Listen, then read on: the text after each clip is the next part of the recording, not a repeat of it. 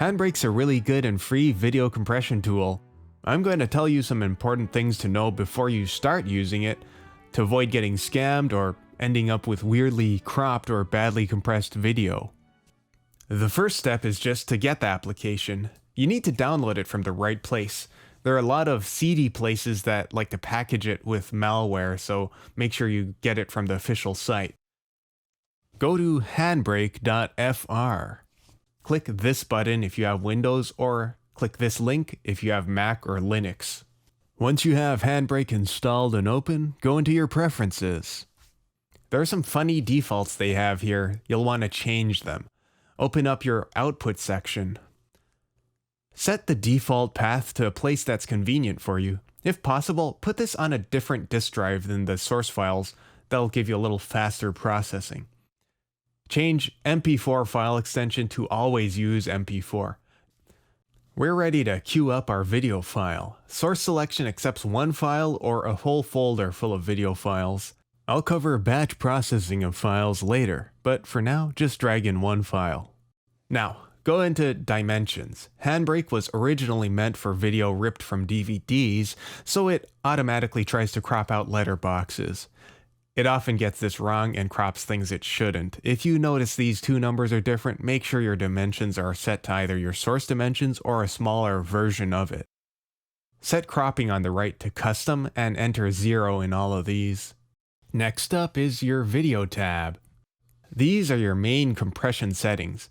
The main important control is the quality slider. A lower number to the right means higher quality, larger file size. Higher numbers to the left mean lower quality, smaller file size.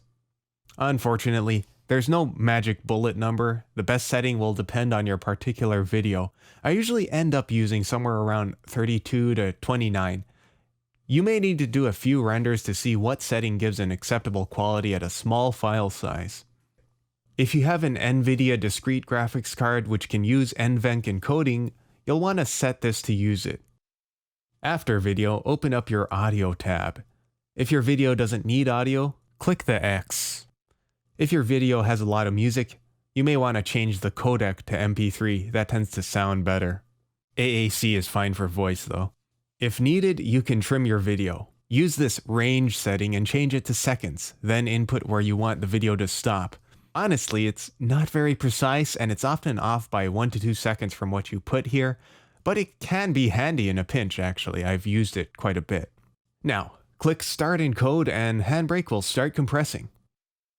Check your video afterwards. If it came out with good quality and a decent file size, you can make a settings preset if you'd like to use these same settings later on.